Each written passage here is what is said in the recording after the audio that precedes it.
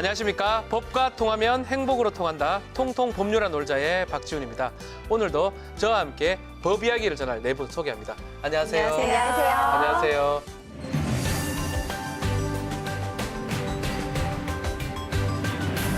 자, 이제 봄이고 날씨가 점점 더워지고 있는데 저는 이 생긴 게 이래가지고 뭐 고기, 뭐 해산물 뭐 다 먹습니다. 먹는 건 너무 좋아하는데 요즘 날씨가 조금 더워져서 회는 그렇죠. 조금 더운 날은 맞아요. 좀 안 그렇죠. 먹습니다. 가급적이면 조리가 좀 다 된 음식을 먹거든요. 맞아요. 네. 아쉽죠. 회 못 그쵸. 먹는 거. 네. 하지만은 어쩔 수 없어요. 이게 왜냐하면 우리가 여름에만 식중독이 많이 일어나는 거라고 생각하시는데 요새는 봄에도 여름철만큼이나 이 식중독이 많이 일어나거든요. 봄이 예전 봄 같지 않아요. 그렇죠. 더워요. 더워요. 맞아요. 근데 실제로 평균 그 통계를 보니까요. 2013년에서 2017년 식중독 발생 현황을 보면 봄철 4월에서 6월까지 봄철에 평균 95건을 차지해서요. 환자 수로 보면 전체 33%인 2,053명이 봄에 식중독이 났대요. 이야, 그래서 좀 그런 걸 알게 됐네요. 5월 14일, 오는 5월 14일이 식품 안전의 날입니다. 또 이번 주부터 21일까지 식품 안전 주간입니다.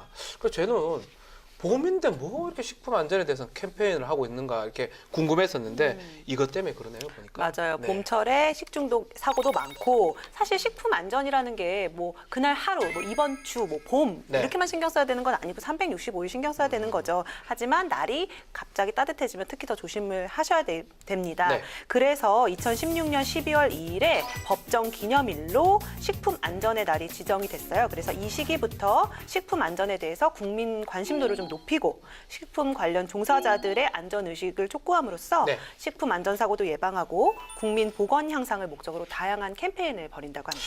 어떤 저는 몰랐는데 저희 아내, 저희 처가 보니까 뭐 먹으려고 그러면 막 신경을 많이 쓰더라고요. 그래서 사랑이 조금 생겼나, 더 늘었나 이랬는데 그게 아니고 식품 안전 때문에 그러네요. 여러분들은 요즘 좀 어떻습니까? 저는 뭐 밖에 있거나 이동할 때 많으니까 급할 때 이제 김밥을 되게 잘 사 먹어요. 아. 그리고 또 김밥을 좋아합니다. 그래서 많이 사 먹는데 날씨가 조금 따뜻해지면 약간 좀 불안해지잖아요. 단무지 바로 그쵸? 쉽니다. 네. 조금 약간 이상하다 싶으면 이제 가차없이 버리고요. 그리고 집에서도 음식 보관할 때 무조건 냉장 보관 아니면 냉동 보관해서 뭐 나름 신경 쓰고 있어요. 어허. 기자들도 김밥을 정말 많이 먹습니다.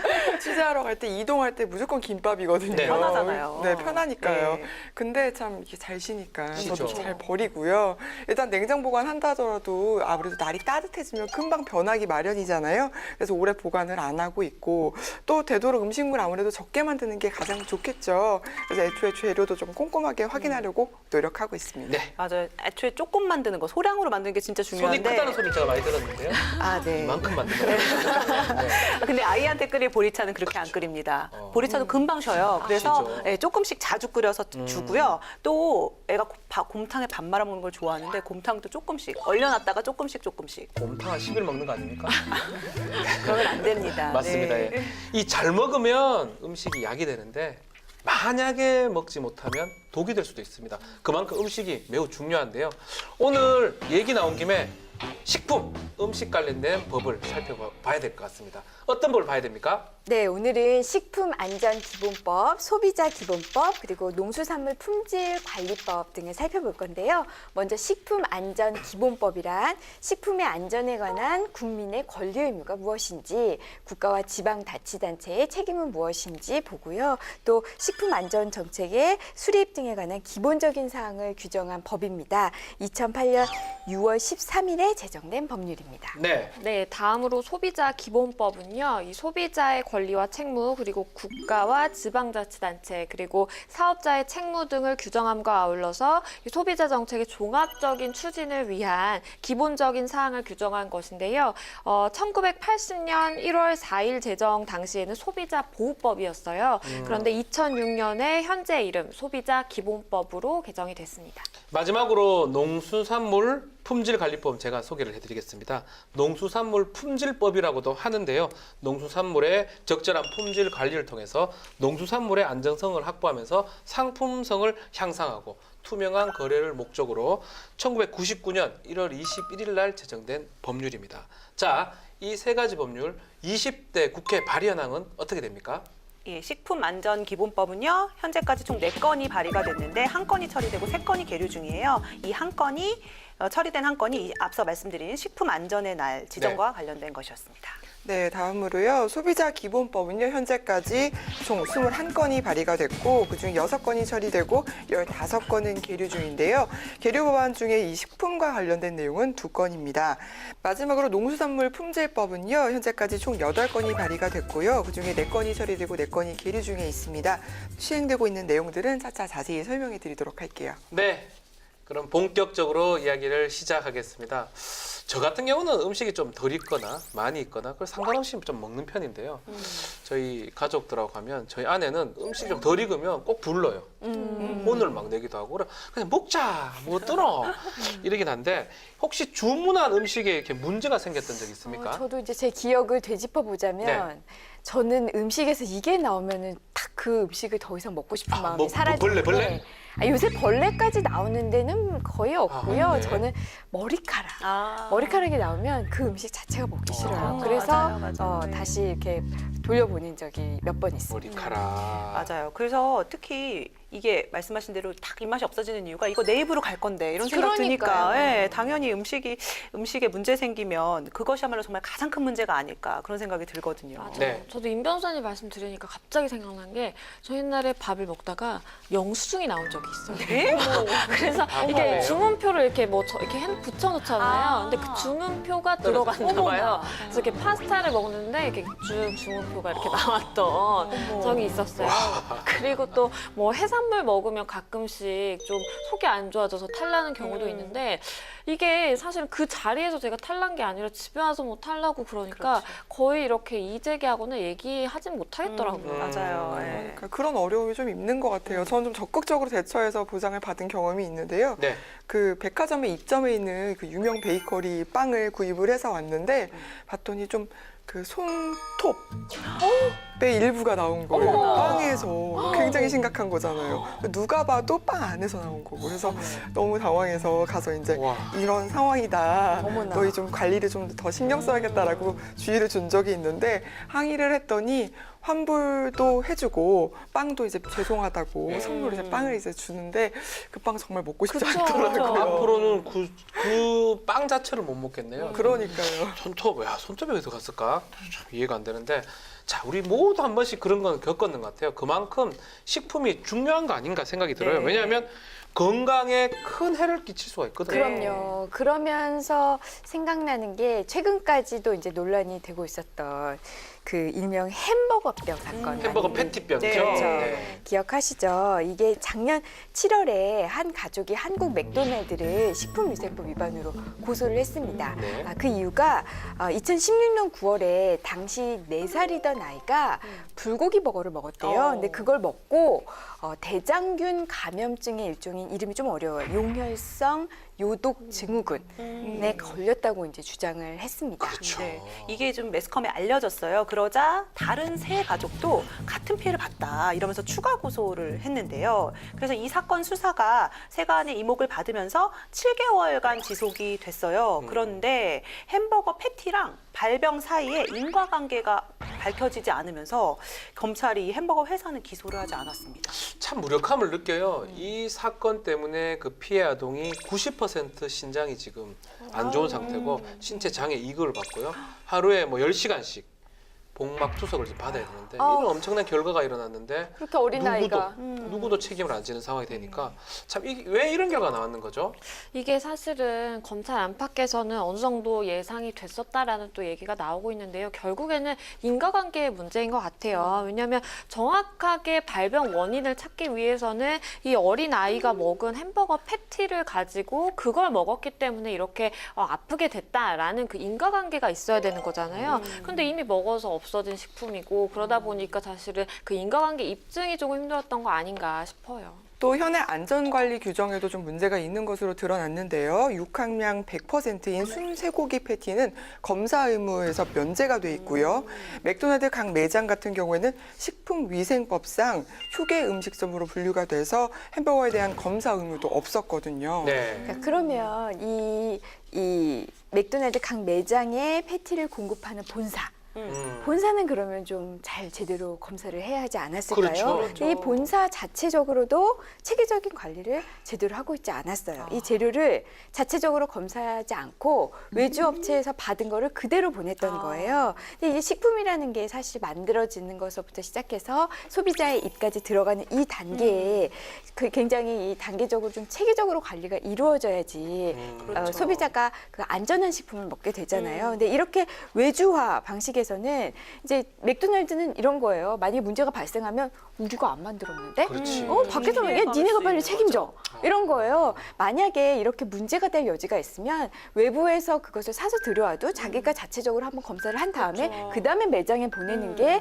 이런 대형 프랜차이즈 업체의 어떻게 보면은 그 기본적인 것도 기업 윤리라고 볼 수 있는데 이걸 제대로 지키지 않았다는 점. 근데 이렇게 지키지 않아도 법 위반은 그렇지. 아니었다는 점. 이게 좀 문제인 거죠. 이게 참 이해가 안 되는 게 이 브랜드 참 유명하잖아요. 소비자는 맞아요. 맥도날드를 신뢰하고 사 먹는 거예요. 맥도날드 뭐 그 보고 전 사 먹는 거거든요. 그렇죠, 맞아요. 1초에 5명이 찾는다. 이 정도로 아주 유명한 브랜드인데 이건 좀 심각한 거 아닌가 생각이 드는데요. 그러니까 이 소비자들이 훨씬 더 분노하는 것 같아요. 이 네. 브랜드를 믿고 있고 당연히 관리해줄 거려니 생각하지 않겠습니까? 그런데 네. 수사도 좀 허무하게 끝났고. 근데 이게 언제는 나에게도 피해가 될 수 있다고 생각하기 때문에 많은 사람들이 분노를 하고 있는 것 같아요. 그래서 지난 4월 4일에요. 권미혁 의원하고 기동민 의원이 국회에서 오염 패티 햄버거 판매한 맥도날드의 책임은이라는 주제로 토론회를 열기도 했죠. 네, 맞습니다. 이 피해 아동의 어머니를 비롯해서 뭐 시민단체, 식품안전정책과 등이 참여해서 해결 방안에 대해서 얘기를 해봤는데요.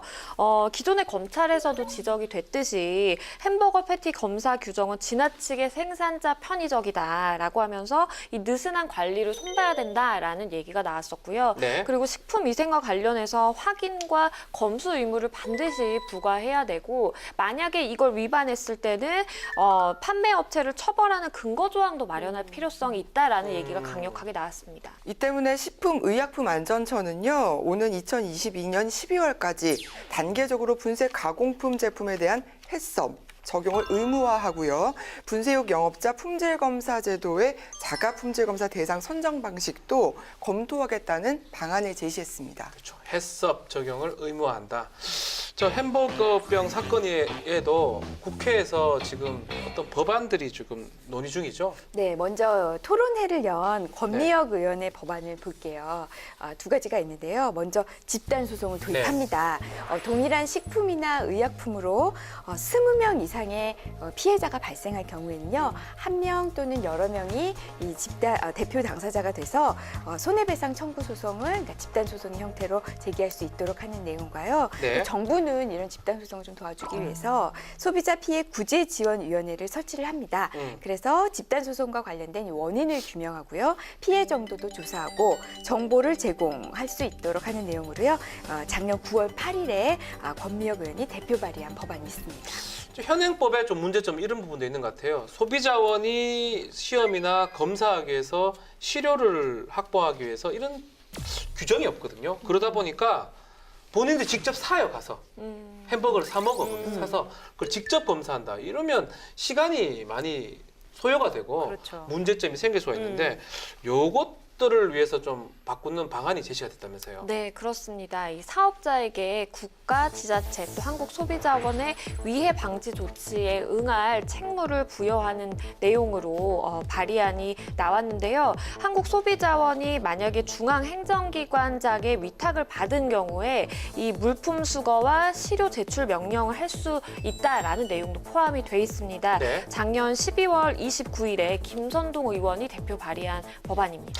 이 정도 권한은 당연히 필요하고 당연히 있었는 것 같은데 좀 놀랍네요. 네, 좀 슬슬 또 화가 나기 시작하는데 네. 이게 소비자원 이름만 들으면 이 소비자 권익 보호를 위해서 좀 권한이 있을 것 같잖아요. 세 보이는데요. 그런데 시료 제출 요구 권한도 없었다는 게 좀 하하. 실망스러운데요. 네. 이러니까 원인 파악도 안 되고 소비자들의 권익 보호도 자연히 안 되고 그 업자나 사업주가 도와주면은 고맙습니다 해야 되는 고맙습니다. 상황이고 네. 그렇지 않으면 어떻게 뭐 손 놓고 있을 수밖에 없는 상황인 거잖아요.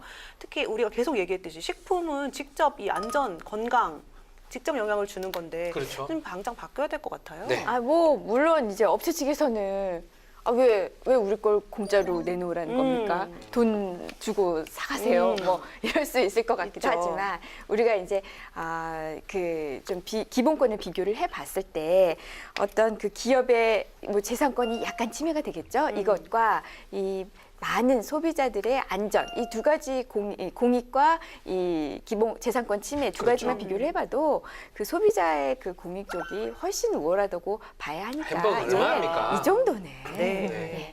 그리고 기업 같은 경우에서도 뭐 기업 가치를 고려했을 때 충분히 필요한 일이라고 여겨지고요. 네. 저는 그 브랜드를 정말 애용했던 사람들인데 이 사건 이후로 정말 발길을 뚝 끊었거든요. 그리고 그 햄버거병 발병했던 그 문제의 불고기 버거 제가 정말 사랑했습니다.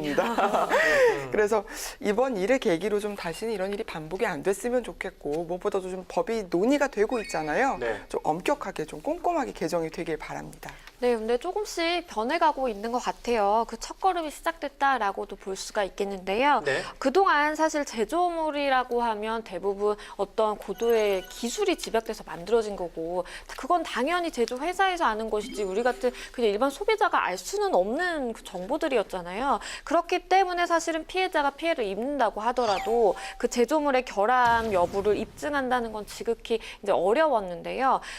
그래서 지난 4월 19일부터 이 피해자가 제조물을 정상적으로 사용하는 상태에서 어떤 피해가 발생했다라고 라고 한다면 그 결함으로 인해서 손해가 발생한 것으로 바로 추정을 해버릴 수 있습니다. 아하, 추정해버린다. 그러니까 야. 그동안은 사실 실제 이런 이 제조물법과 관련된 이런 소송에서 양 변호사님 말씀하신 것처럼 입증 책임, 소비자의 입증 책임이 굉장히 완화돼서 실무에서는 이루어지긴 했었는데요. 이거를 이제 명문으로 했다라는 점에서 의미가 있다고 봐야 될 것 같고요. 징벌적 손해배상제가 네네네. 도입이 됐어요. 그래서 제조업자가 결함을 알면서도 뻔히 알면서도 필요한 조치를 하지 않아서 피해가 발생한 경우에는 그 피해의 3배 이상의 그러니까 3배의 범위 내에서 책임을 지도록 하는 징벌적 손해배상 제도가 도입이 됐습니다. 글쎄요, 이제 재판하는 저희들 변호사 입장에서는 징벌적 손해배상 또 입증 책임의 전환 상당히 좋은 제도 같은데 그 이전에는 소비자들이 입증을 하기 어려웠습니다. 어렵죠. 입증하기도 좀 쉬워졌고 또 비용도 좀 덜어주기 때문에 좋은 소비자를 보호할 수 있는 법안이라고 생각이 듭니다. 지금까지는 네. 뭐 거의 뭐 다윗과 골리앗의 싸움이었다고 봐야 했을 것 같아요. 근데 뭐 소비자가 입증을 하려고 생각을 해보면 얼마나 그 힘들겠습니까? 그렇죠. 앞으로는 뭐 법이 든든한 내 편이 됐다라는 생각이 들 것 같아요. 맞아요. 이제 나몰라라 하는 업체 같은 경우 많이 없어질 것 같고 물론 기업 입장에선 이게 좀 부담이 될 수는 있겠죠. 하지만 특히 이 식품, 뭐 제조물 만드는 사람들 입장에서는 이걸 쓰는 사람을 생각해야 되는 게 어떻게 보면 기본 아니겠습니까? 그러니까 애초에 문제가 생기지 않도록 주의를 기울여야 된다는 거를 좀 더 환기시키는 법안이라고 생각하시고 제대로 만들면 좋겠습니다. 그렇죠. 네. 맞아요. 저도 이게 굉장히 당연한 거라고 생각해요. 당연히 그 제조물의 결함 같은 경우에는 만든 사람이 제일 잘하는 거 아니에요. 그렇기 때문에 당연히 입증 책임이 이렇게 전환되는 건 당연한 거고 다만 좀 징벌적 손해배상 3배 좀 전 적은 것 같아요. 개인적으로. 좀 높여야 되지 않나 강하게. 싶습니다. 무제한. 글쎄요, 우리도 이제 일단은 3배에 의한 3배까지 징벌적 손해배상이다. 그것도 괜찮은 법안이 아닌가 생각이 듭니다. 식품 관련한 얘기를 계속 지금 나누고 있는데 전 문득 이런 생각이 들어요. 뭘 딱 먹으려고 하면 누가 나타나가지고 안 돼요, 안 돼. 유해해요. 그거는 먹어도 됩니다. 이렇게 누가 얘기를 좀 해줬으면 좋겠어요. 누가 얘기했으면 또 좋겠기도 하고요. 그보다 이거 안전한가? 이상한 거 아닌가? 네. 내가 이거 확인해 볼 수 있는 방법. 있어요? 이런 게 있을 법하지 않나요? 있어야 되는 거 아닌가요? 그렇죠. 네. 그런 게 있습니다. 바로 국민 이 먹거리를 지켜주는 통합 식품 안전 정보망이라는 게 있어요. 이런 게 있어요? 네, 식약처가 관리하는 건데요. 식품 안전 정보를 이렇게 연계하고 통합해서요. 행정기관 간에 활용될 수 있게 하고 또 국민에게 공개하도록 되어 있는 건데요. 네. 이 정보망을 통해서 식중독 예방 관리, 또 식품 허위 과대 광고 관리, 어허. 소비자 신고 센터, 뭐 이물질이 나왔다든지 불량식품이라든지 이렇게 소비자가 신고할 수 있는 센터도 운영하고요. 또 부적합 식품이 무엇인지 긴급 통보할 수 있는 이런 업무까지 모두 처리하고 있다고 합니다. 와. 그 정보망 이름이 식품안전나라예요. 찾아보면 바로 나옵니다. 식품안전나라. 그 사이트를 저도 들어가 봤더니 회수, 뭐 판매 중지된 식품이 뭔지 찾아볼 수 있고요. 뭐 부적합한 식품이 뭔지 찾아볼 수 있고, 네. 아니면 임 변호사님 말씀하신 그런 정보들도 신고할 수 있게 되어 있더라고요. 네. 거기다가 올해가 식약처가 출범한 지 5주년 되는 해라고 하는데 아하. 이게 여러 부처에 분산됐던 뭐 식품 안전 관리를 이 식약처가 이제 통합해서 하게 되기 때문에 예전에는 식약청이었죠. 맞아요. 식약청. 네, 그렇죠. 식약처로 격상된 거죠. 그래서 단속뿐 아니라 사전 예방 관리 기반도 확충되고 또 먹거리 안전에 대해서 생각해보는 문화도 많이 확산됐다 이런 평가가 나오고 있습니다. 네, 많이 좋아졌네요. 이 네. 먹거리 안전을 지키는데 민간의 참여도 한몫했다라고 볼 수 있겠는데요. 지난 2013년부터 5년간 이 시민 감시단 27,400여 명이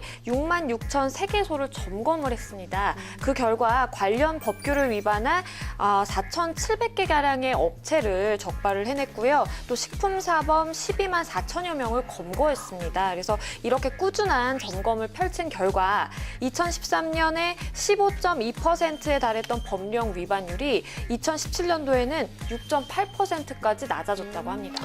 이 법령 위반율이 점점 낮아지고 있다니까 정말 좋은 소식 같습니다. 중국 같은 경우는 식품 뭐 문제되면 뭐 심각한 경우는 사용도 한다고 하잖아요. 오, 맞아요.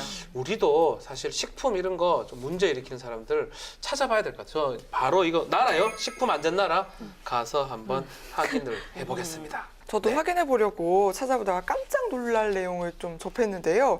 각 지자체가 이 통합식품 안전정보망에 식품 등의 생산과 판매 등에 대한 정보, 또 행정처분 정보 등을 입력을 해야 합니다. 네. 근데 일부 지자체에서 이 행정처분 결과를 입력하지 않는 사례가 발생을 했다는 거죠. 입력을 하지 않으면 그 망 자체가 의미가 없잖아요. 무슨 의미가 네. 있습니까? 바빠도 입력을 해야지.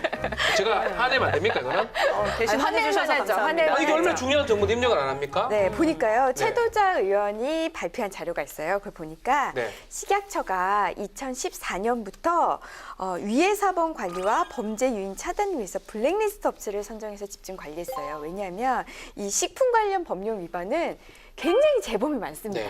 네. 위반한 사람이 또 위반하고 또 위반하고 또 위반해요. 그래서 이 블랙리스트는 최근 3년간 3회 이상 이 위반한 사람들, 이 업체들 명단이었거든요. 그런데 2014년에서부터 2016년 자료를 검토해 보니까 지방자치단체가 전산망에 이제 행정처분을 받은 그 업체의 그 결과를 입력을 해야 되는데 보니까 식약처가 블랙리스트를 작성하는 시점보다 늦게 입력하거나 늦게 입력하는 게 아예 괜찮아요.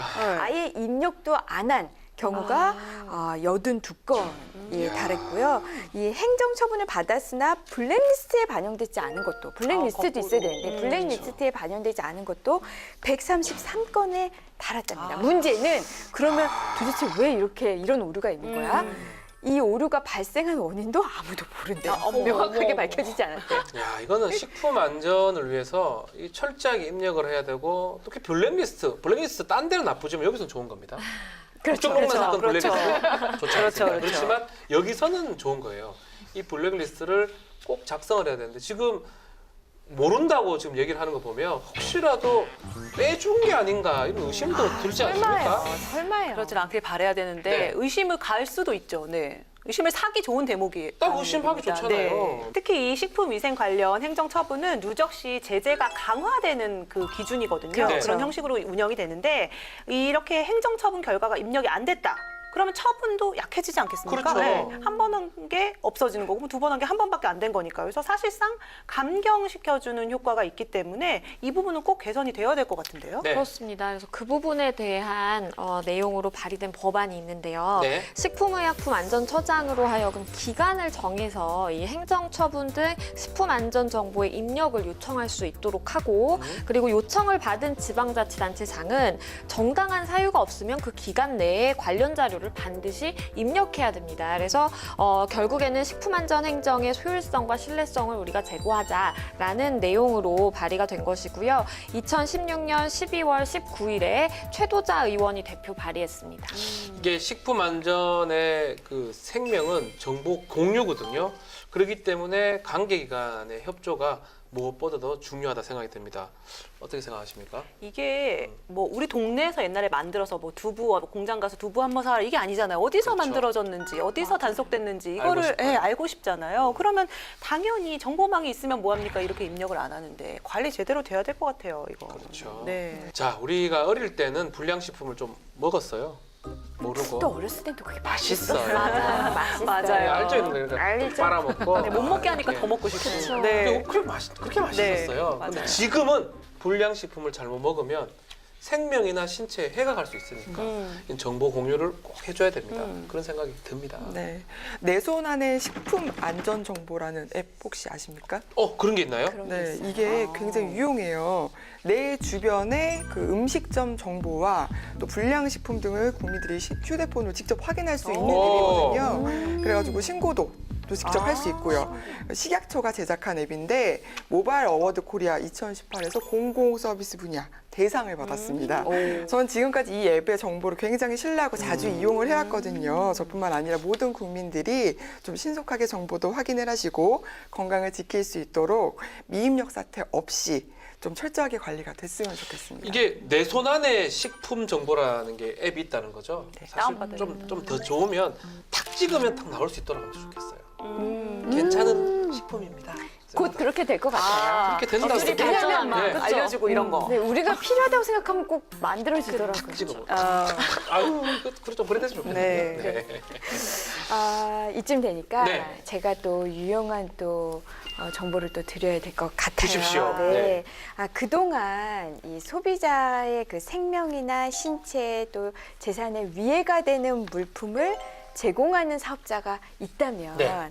한국 소비자 원장이 너 그렇게 하지 마. 그렇게 하면 안 돼. 네. 하고 그 시정하라는 권고를 할 수 있었어요. 자, 네. 권고. 권고는 말 그대로 권하는 거잖아요. 그렇죠. 그래서 이 소비자 원장이 그 시정 권고를 했는데 이걸 사업자가 이행을 하지 않는 경우에 네. 그거 왜 이행 안 해? 내가 말한 대로 내가 권고한 대로 빨리 이행해라고 이걸 강제할 방법이나 아니면 얘가 이행을 제대로 했나 안 했나 사업자가 이행을 제대로 했나 안 했나 이런 확인할 수 있는 방법이 없었어요 그동안은.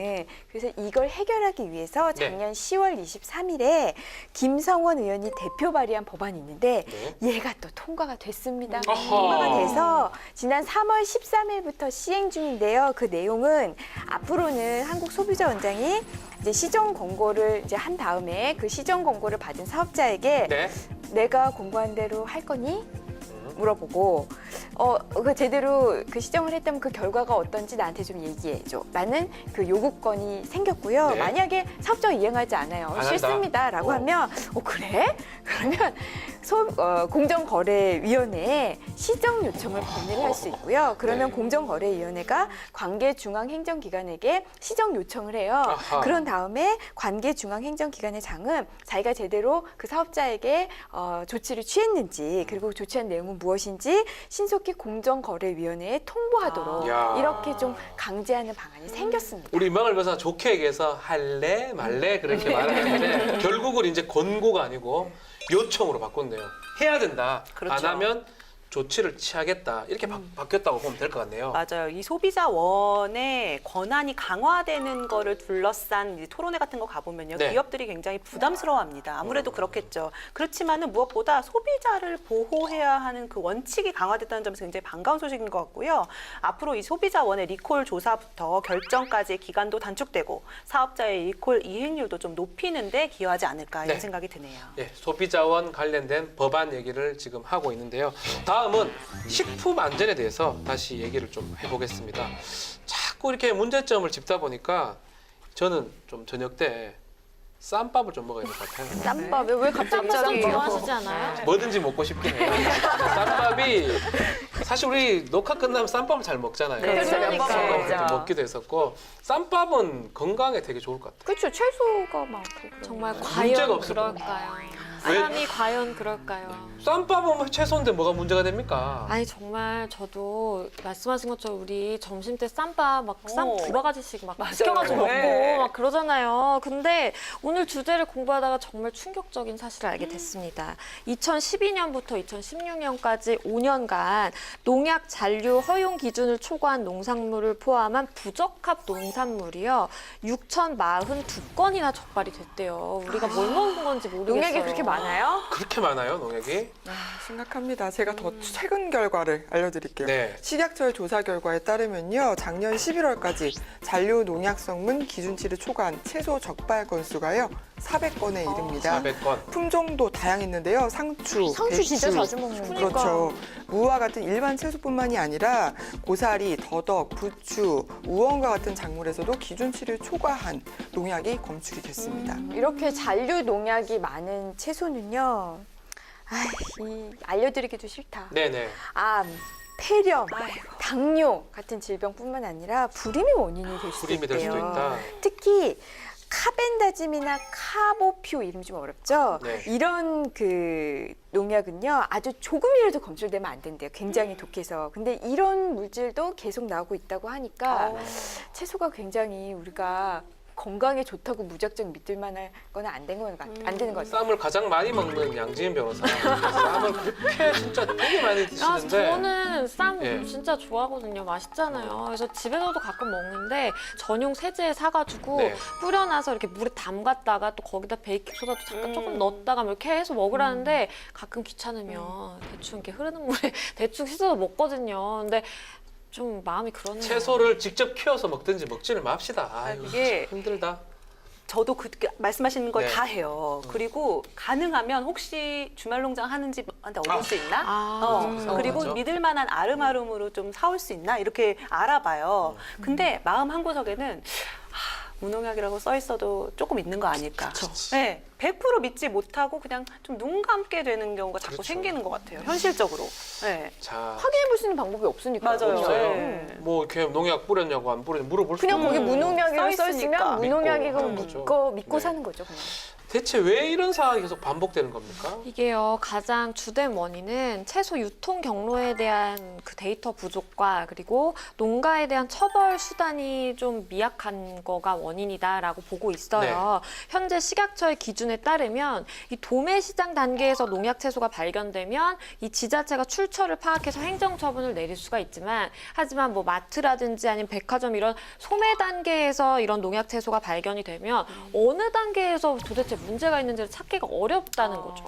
아, 그러면 상식적으로 농약을 아예 못 쓰기는 못한. 그렇죠. 그러면 그건 쓰는 걸 좀 어렵죠. 관리한다든지 농약을 조금 이거를 관리할 수 있지 않을까 싶기도 한데 왜 이게 안 됩니까? 그러게요. 국내에서 생산이 되는 농약 상품만 2,500여 종에 이르고요. 맞네요. 농약 판매점이 무려 5천여 곳에 달합니다. 심지어 시골에서 이 아름아름 판매되는 이런 경우까지 포함이 된다면 그 수는 더 늘어날 것으로 예상이 되는데요.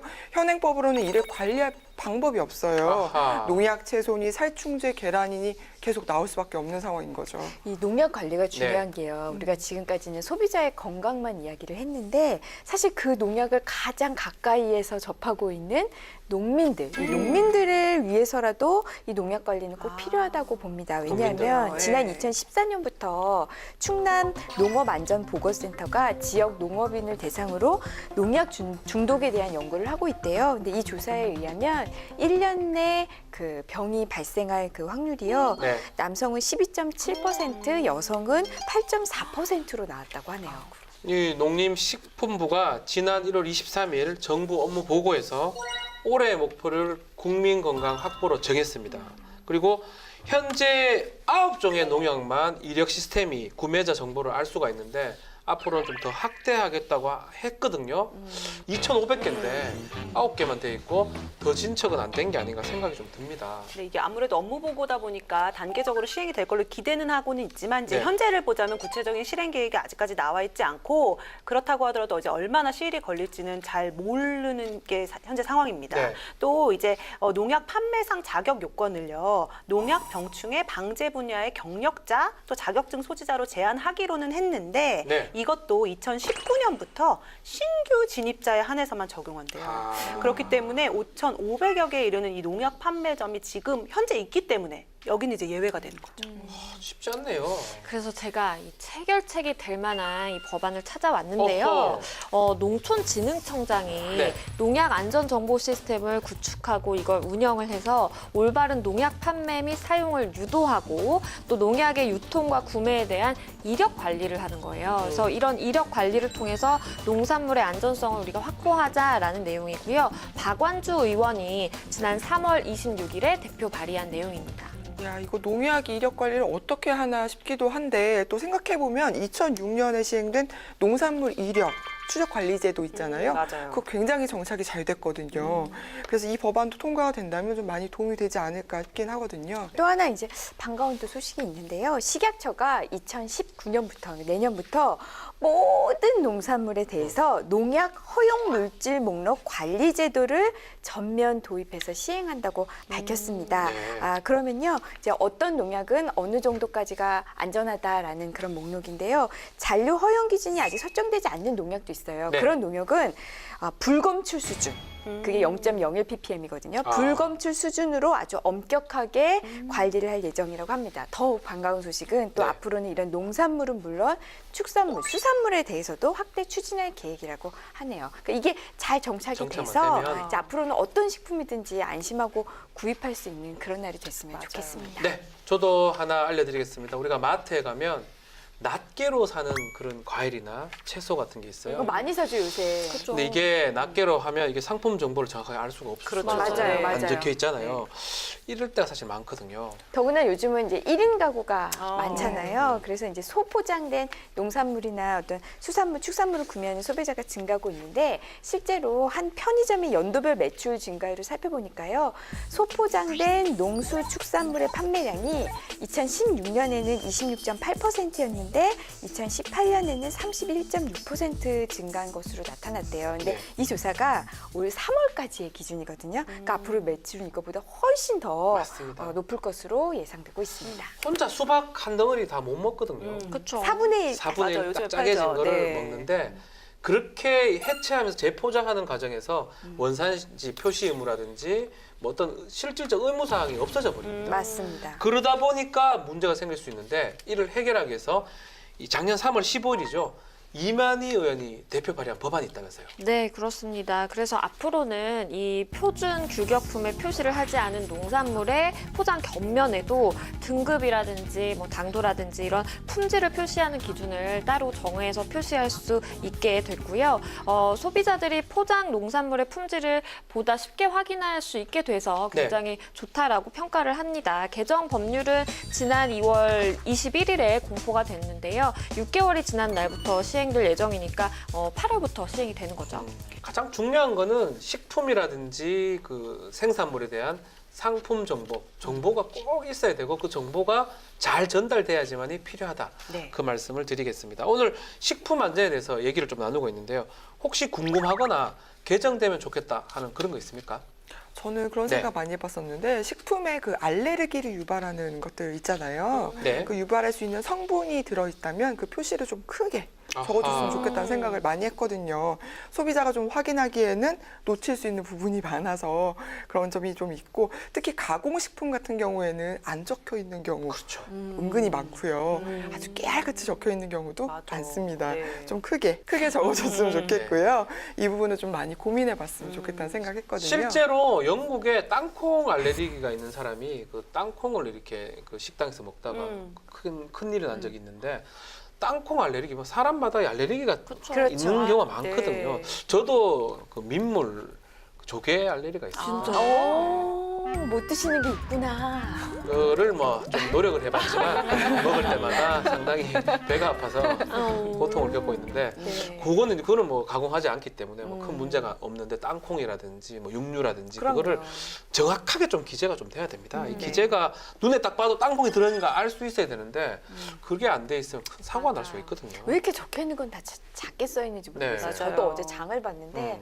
요새 저거 또 가까운 거 보면 어지럽거든요. 이게 멀리는 안 보이고 가까이 보면 어지럽고 보는데 진짜 힘들었어요. 5년만 지나면요 잘 안 보입니다. 이제. 네.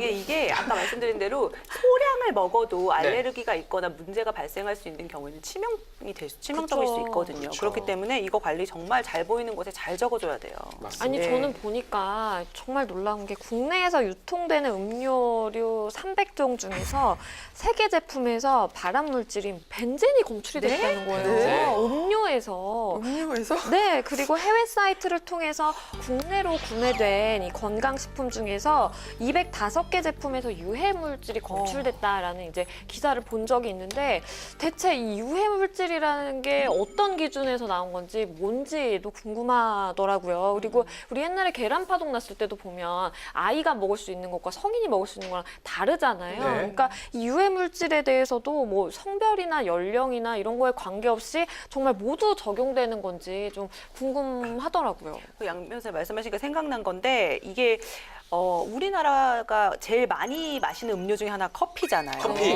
네. 좀 전에도 마셨는데. 네, 그렇죠. 두 잔 마셨어요? 근데 국민 1인당 연간 커피 소비량이 413잔이래요. 그러니까 하루 한 하루에 잔 넘게 한 먹는 잔 거죠. 이상. 네. 커피 전혀 안 드시는 분 생각 그분까지 고려를 하면 하면은 커피 드시는 엄청 분은 많이 정말 많이 저 드시는 많이 거예요. 맞아요. 최소 2-3잔 마시니까. 네. 박 변호사 많이 기여하고 계시는데 네. 어쨌든 근데 그 커피에 우리는 한 번도 경고문을 본 적은 본 적 없죠. 없어요. 그런데 미국의 유명 커피 회사들이 앞으로 미국에서는 원두 로스팅 과정에서 발암 물질이 생성될 수 있다라는 경고문을 커피 컵에 붙여야 된답니다. 그 뉴스를 본 기억이 나는 거예요. 양 변호사님 말씀 들으니까. 거짓말 아니죠? 커피에 아닙니다. 발암 물질이라고요?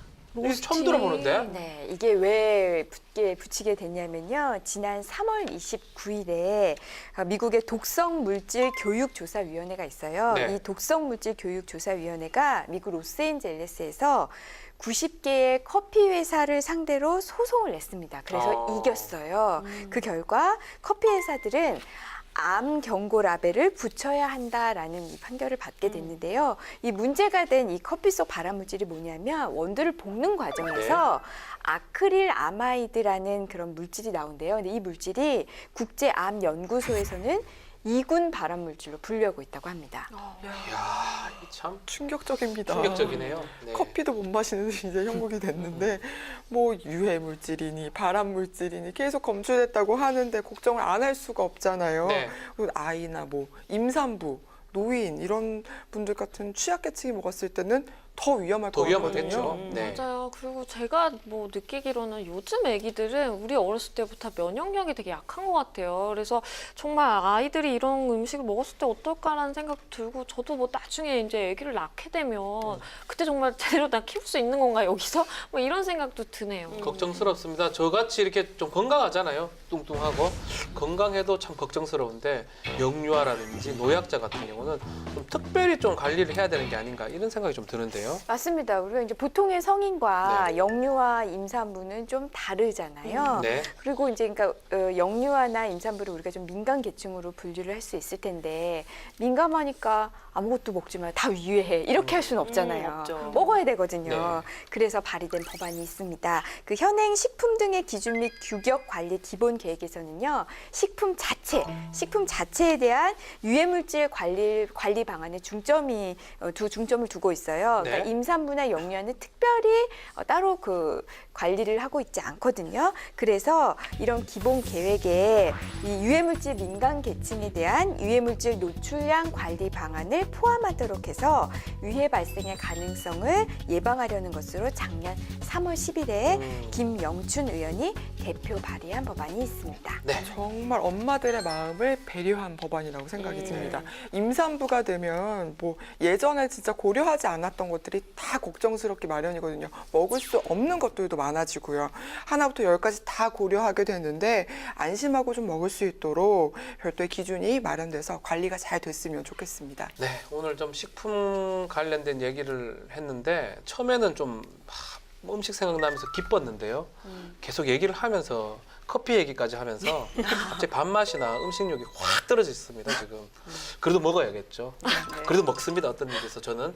그래서 오늘 식품 안전 관련된 법안들을 살펴봤는데 다들 어떻게 봤습니까? 그러니까 음식 맛이 떨어질 게 아니라 되살릴 수 있게 다시 차근차근 바꿔 나가야 될 것 같아요. 이게 식품 안 먹고 살 수 없잖아요. 그렇죠. 네, 이제 믿고 구매할 수 있는 환경을 만들어주고 또 그게 법과 또 국회의원들이 하실 일 아닌가 이런 생각이 들어요. 우리 국회에서 또 그런 것들을 잘 마련하고 있으니까 믿고 음식을 먹어보겠습니다. 저는. 네.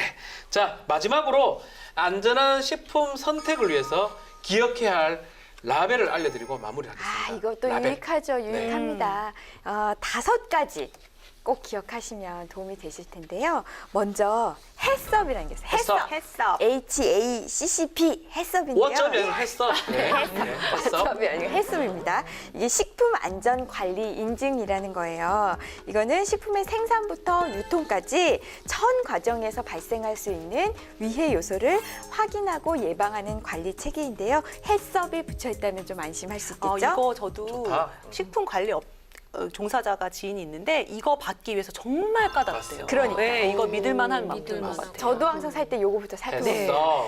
또 두 번째는 많이들 아실 텐데요. 친환경 유기농 농축산물 인증. 이거는 채소나 육류 사시면서 확인들 많이 해보고 계시죠? 그리고 농산물 우수 관리 시설에서 처리되고 농산물의 이력 추적 관리를 등록한 경우에 적용받는 농산물 우수 관리 인증 GAP, GAP.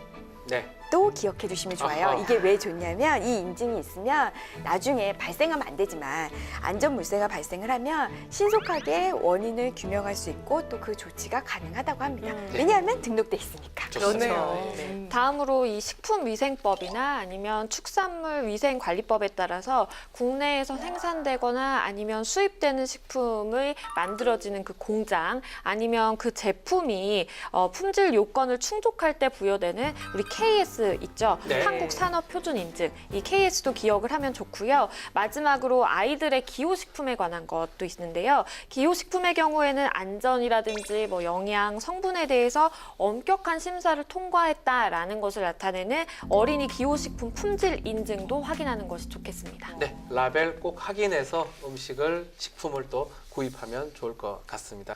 국민이 매일 접하는 먹거리의 안전관리는 국민의 생명을 안전하게 지키고 행복 축구권을 보호하는 데 있어서 가장 중요한 가치 중에 하나입니다. 누구나 삼시세끼를 믿고 맛있게 즐길 수 있도록 식품 안전이 꼼꼼하게 지켜지기를 바라겠습니다. 그럼 다음에도 행복으로 통하는 법역을 가지고 돌아오겠습니다. 감사합니다. I got that sunshine in my pocket, got that good soul in my feet. I feel that hot blood in my body when it drops. Ooh, I can't take my eyes off of it, moving so phenomenally. You're more like the way we rock it, so don't